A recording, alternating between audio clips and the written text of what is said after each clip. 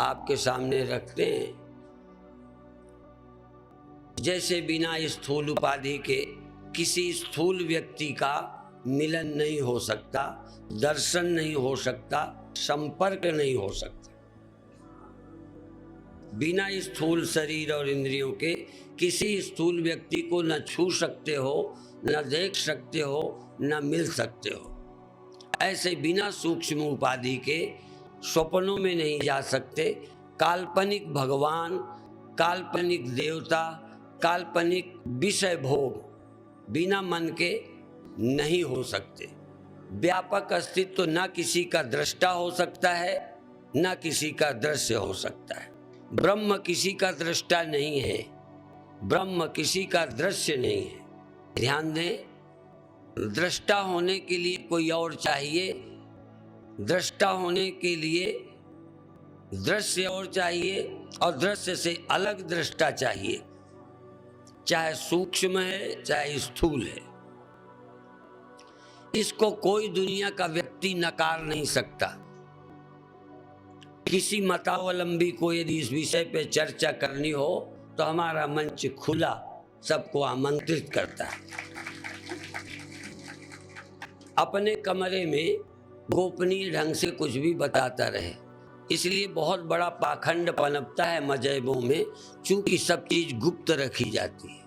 मंत्र किसी को बताना नहीं, अनुभव बताना नहीं, क्योंकि आप अनुभव बताएंगे तो ज्ञानी कोई काट सकता है और आप जो करते हैं उससे बहक सकते हैं। इसलिए पोल पट्टी, जो तुम जानते हो किसी को मत बताना। मेरे गुरुदेव कहते थे, जो हमने बताया है सबको बताओ। उन्होंने नहीं रोका, पर्दे में नहीं। मेरे गुरुदेव तो कान में मंत्र भी नहीं देते थे। कान में मंत्र देते हैं कि चाहे गाली सिखा दो वही जपता रहे, न किसी को बताएगा न संशय होगा। मंत्र की गोपनीयता, यद्यपि अहंकार न बढ़े इसलिए मंत्र को बताने को मना किया कि तुम अपनी महिमा न गाते फिरो, लेकिन मंत्र तो प्रकट करने की चीज है। मुझे नाम का स्मरण नहीं है, शायद यावनाचार्य ने गुरु से मंत्र पाया और मंदिर की छत पर चढ़कर चिल्लाने लगे। जब वो जप में बैठे, ध्यान में डूबे, आनंद में डूब गए, वह सुख अनुभव किया, तो उन्होंने छत से गुरु का मंत्र बताना शुरू किया। गुरु ने मना किया था। अक्सर सभी गुरु मना करते हैं कि मंत्र किसी को बताना नहीं। तो गुरु जी ने बुलाया कि भाई तुम ये मंत्र कहते हो, लेकिन गुरु जी जिस मंत्र से मुझे इतना लाभ हुआ, इस मंत्र को क्यों ना मैं सबको सुनाऊं। और मेरे गुरुदेव तो थोड़ा वकालत भी करते थे, बिना पढ़े लिखे वकील थे। वो कहते थे कि यदि कोई गुरु कहे कि किसी को मंत्र बताना नहीं, तो पूछना तुम्हारे गुरु ने तुम्हें क्या कहा था। यदि बताने को मना किया था तो तुम अपनी गुरु आज्ञा का उल्लंघन करके मुझे क्यों बता रहे हो। और यदि उन्होंने आज्ञा दी थी भगवान, तो तुम मुझे आज्ञा दो ना। पर ये बात है जो ज्ञान को उपलब्ध हुए। कच्चे बन वाले बताएंगे तो कहो तुम राम राम जपते हो। एक मजहब है यहाँ, तुम राम राम जपोगे तो तुरंत कहेगा तुम राम राम जपते हो। तो राम राम तुम जपते हो, तो राम क्या जपते थे? वो भी तो संध्या करते थे, वो भी तो जपते थे। तो जब राम को भी कोई मंत्र लेना पड़ा तो वही मंत्र तुम जपो जो राम जपते थे, तुम राम राम ना जपो। तो बेचारे जो राम राम जपते हैं उनको दिक्कत होती है। एक चेले ने हमें सुझाव झांसी में दिया था कि आप भी कुछ ऐसा बताओ कि बेचारे चेले संकोच में पड़ जाते हैं कि तुम राम राम जपते हो, तुम ओम नमः शिवाय जपते हो। भाई तो शिव जी भी तो जपते थे, तो तुम उस ब्रह्म का नाम जपो। तो फिर वो कच्चे मन वालों का मन घबराता है। और हम जब राम राम जपते हैं तो यदि तुम स्मरण करते हो, फिर पूछेंगे हम कि तुम स्मरण करते हो तो किसका करते हो, और तुम कौन हो जब स्मरण करते हो। यदि अपने स्वरूप का भी स्मरण करते हो तो स्वरूप और तुम दो हो गए। कौन स्मरण करता है, किसका करता है। तो जब तक तुम कल्पित रूप में भी अपने को अलग मानते हो तभी तो स्मरण करोगे। स्मरण भी साधक का ही काम है और जप आदि भी साधक के ही काम है। सिद्धावस्था में स्वरूप के स्मरण की भी आवश्यकता नहीं। लेकिन जब देह थे तो देहाभिमान से कर्म किए, जब अंतःकरण थे भेदोपासना की। जब तक हमारी परिच्छिन्नता का नाश नहीं हुआ, हमने अपने स्वरूप स्मरण से परिच्छिन्नता को बाधित किया। स्वरूप की परिच्छिन्नता को बाधित करने के लिए व्यापक स्वरूप का स्मरण, जैसे बुलबुला जल का स्मरण करे तो बुलबुले की उपाधि है तो ही तो जल का स्मरण है, नहीं तो उपाधि गल जाएगी तो स्मरण कौन करेगा। तो कहीं ना कहीं मेरी अपनी जब तक अस्तित्व हस्ती है तब तक ही मुझे कुछ करना है। विषय फिर कि तुम मन में भी चाहे ख्याल करो, मेरा करो, भगवान का करो, आकाश का करो, तुम हो और आकाश है, तुम हो और गुरु है। चाहे बाहर का है चाहे भीतर का है, भीतर भी द्वैत है, बाहर भी द्वैत है। द्वैत को पार कर जाओगे तो वही कल और परसों वाला प्रश्न कि हमें व्यापकता का अनुभव नहीं होता। बुलबुला है तो व्यापक नहीं अनुभव करेगा, बुलबुला खो जाएगा तो अनुभव कौन करे। मेरी परिच्छिन्नता खो जाते ही अद्वितीयता तो रहती है, लेकिन वो ज्ञान ज्ञाता करके, ध्येय ध्याता करके, ज्ञाता ज्ञान गे करके कोई द्वैत नहीं रहता। जब द्वैत नहीं रहता तो व्यापक किसमें। कोई हो तो मेरे प्रश्न उठेगा उसमें मैं हूं। एक घड़ा उस घड़े को जब तक देखे तो फिर मिट्टी मुझ में भी है उसमें भी है। और यदि घड़े का लय हो जाए तो किसमें व्यापक है। स्वप्नों में मैं व्यापक हूं चूंकि देखा है। यदि स्वप्न होना बंद हो जाए तो तुम किसमें व्यापक हो, किसके साक्षी हो। यदि तीन अवस्थाएं ना हो तो अनिश्चित किसमें हो। अवस्थाओं का परस्पर व्यतिरेक है, एक आती है जाती है, फिर दूसरी जाती है, फिर तीसरी, ये अन्वय और व्यतिरेक। तो अवस्थाओं का व्यतिरेक है। यदि अवस्था न होती तो तुम साक्षी किसके। यदि तुम्हारा ब्याह न हो तो तुम किसके पति और पत्नी हो, और मर जाने पर आप किसके पति रहोगे। तो आप थे पर आप पति नहीं थे। इसी तरह मैं साक्षी हूं, ये अनुभव भी साक्ष्य के कारण है। यदि साक्ष्य कुछ नहीं है, अवस्था कुछ नहीं है, तो अनिश्चित किसमें हो। पर चूंकि अभी अवस्थाएं हैं इसलिए इनमें मैं हूं। जगत है तो जगत की प्रतीति है, इस प्रतीति के आश्रय आप हो। और जगत की प्रतीति इंद्रियों के स्तर पर हुई थी और स्वप्नों की अनुभूति मन के स्तर पर हुई थी। इनके लय हो जाने पर सुसुप्ति में किसके दृष्टा थे, कौन दृश्य था। तो जहां अपनी अस्मिता का विलय हो जाता है वहां तत्केन कम पश्येत, केन कम जिग्रेत, केन कम विजानियात, और यही कह सकते कि इन कम स्मरित, यदि श्लोक में शब्द ना आए हो तो किसी परम ज्ञान को उपलब्ध व्यक्ति को शब्द बढ़ाने का, घटाने का अधिकार है। किसका स्मरण करोगे? अभी देखे सुने का स्मरण सूर्य का, चंद्रमा का, आकाश का, प्रकाश का, गुरु का, मंदिर का, तीर्थ का स्मरण करते हो, या फिर जो आदत पड़ी है स्त्री का, पति का, बच्चे का, दुकान का, धंधे का, दुश्मन का, सांप का स्मरण कर आ जाता है, करो नहीं करो आता है। इन स्मृतियों के और ज्ञान का अधिष्ठान, स्मृति और ज्ञान का अधिष्ठान जो चैतन्य है, अधिष्ठान। अधिष्ठान क्यों? क्योंकि यह भी अध्यस्त है। यदि अध्यस्त का बोध खो जाएगा तो तुम अधिष्ठान नहीं कहलाओगे। साक्ष्य का बोध खो जाएगा तो साक्षी नहीं कहलाओगे। दृश्य खो जाएगा तो दृष्टा नहीं कहलाओगे। या दृष्टा खो जाएगा तो दृश्य नहीं दिख सकता। तुम्हारी मैं खो जाए तो यह कुछ नहीं है, मैं खो जाए तो तुम कुछ नहीं है।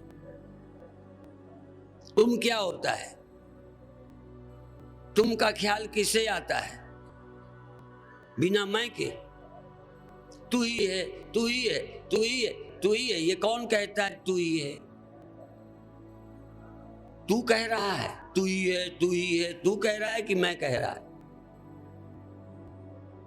तो तू ही है यदि तो मैं ही है, मैं ही है, मैं ही है। ये क्यों नहीं कह सकते?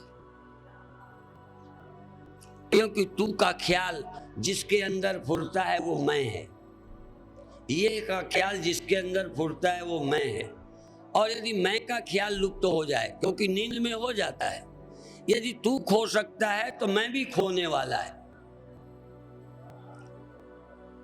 एक मैं खो जाएगी तब जो मैं रहेगी। मैं के खोने पर जो मैं रहेगी वहां न हम न तुम, दफ्तर गुम।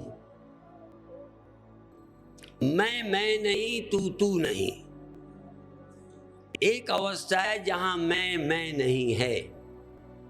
मैं क्यों लगता है ये है, ये है, ये है। मैं देखता हूं, ये है तो तू देखता है, तू है तो ये दिखता है, नहीं है तो तू खड़ा कर लेता है। जहां मैं और तू, मैं और यह, दृश्य और दृष्टा दोनों ही लीन हो जाते हैं, दोनों नहीं है। तो क्या कोई है नहीं? हाँ, मैं नहीं, तू नहीं। कुछ है जो मैं भी नहीं है, तू भी नहीं है वो। पर चूंकि मैं सदा मैं मानता रहा, मैं अनुभव करता रहा, नींद में मैं की विशेषता खो जाती है। इस माया ने ही मैं, तू, यह, वह खड़ा किया है। मैं भी माया का खड़ा किया हुआ। माया का खड़ा हुआ मैं जब खो जाता है तब सत्य रहता है। उसको क्या मैं कहें, क्या तू कहें। शंकराचार्य ने तो यहां तक कह दिया, गुरुर नैव शिष्या। पर तुम तो आज ही रट के चले जाना, ना गुरु है ना कोई शिष्य है। बिना ब्याह के कहो हमारे ब्याह हो गया, इतने बच्चे हैं। कल्पना न करो, अभी गुरु है, अभी शिष्य है। जिस समय शिष्य ना हो बस उस समय गुरु नहीं है। जिस समय तुम्हारा मन नहीं है, स्वप्न नहीं है, उस समय ना मन है ना स्वप्न है। मैं को बिना मारे मैं खो जाए, मैं का ख्याल खो, मैं का अस्तित्व नहीं, मैं का ख्याल। जल का अस्तित्व नहीं, जल में एक स्फुरन, उसको खो दो। जहां जहां भी ज्ञान है वहां वहां ज्ञाता ज्ञान के परिच्छिन्नता है, दृष्टा दर्शन दृश्य परिच्छिन्नता है। बिना सीमितता के दृष्टा कौन होगा? बिना सीमितता के अलग के दृश्य कौन होगा? हम लोग तो ये कहते आंख आंख को नहीं दिखी, आप अपनी काली पुतली देखो 1 रुपया इनाम। कुछ दिनों में लोग कहेंगे स्वामी जी के पास बड़ा रुपया है, तुरंत इनाम लगा देते हैं।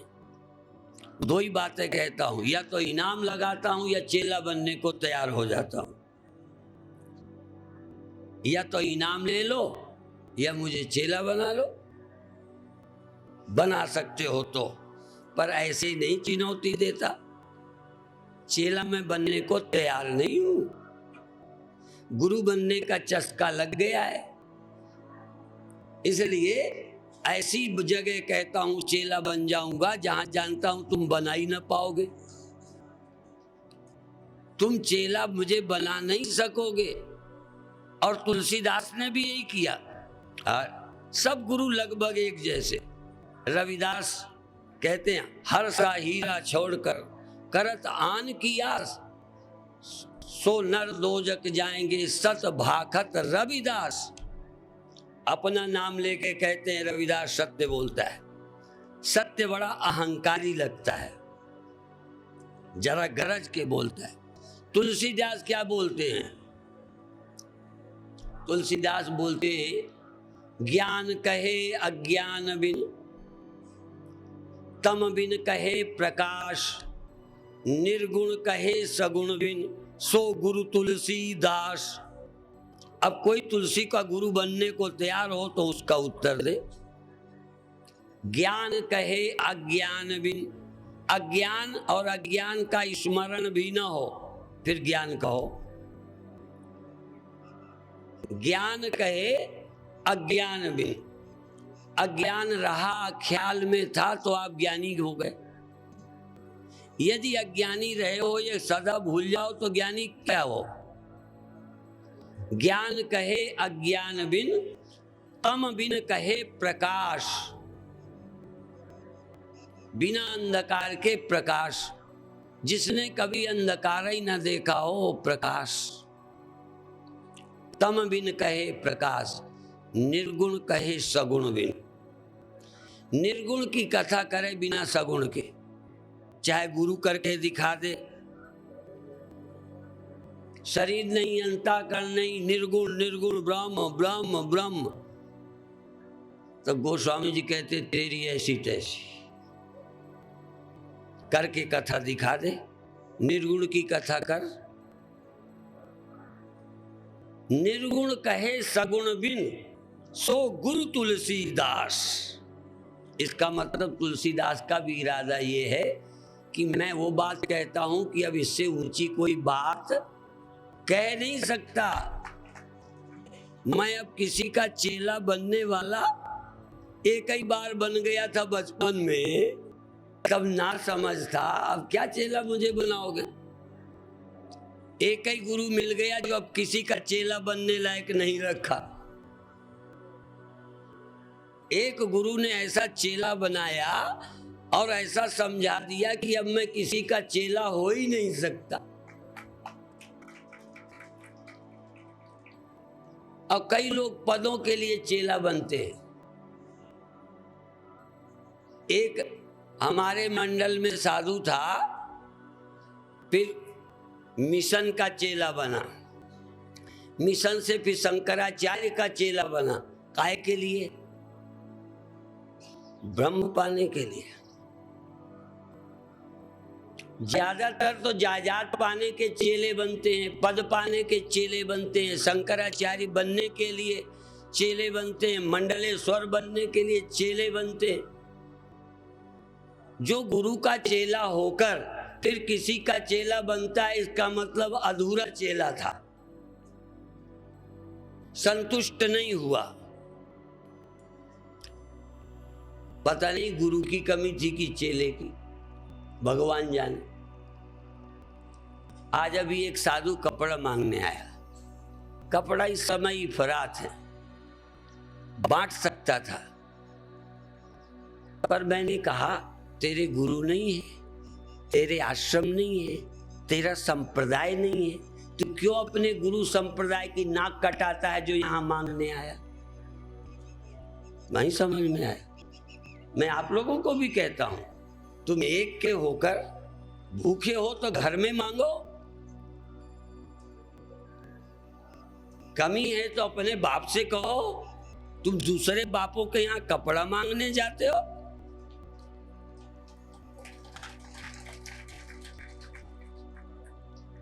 मोर कहा है, मेरा कह के और की आशा करता है, कहो तो कहां मोर विश्वासा। फिर मेरा तेरा विश्वास क्या रह गया। तो एक समर्थ गुरु का होकर, संपन्न गुरु का होकर मांगता है। तो मैं बता दूं, 90% मेरी धारणा ये है कि गुरु की कमी नहीं, आश्रम की नहीं, तेरा भिखारीपन तुझे मांगने को मजबूर कर।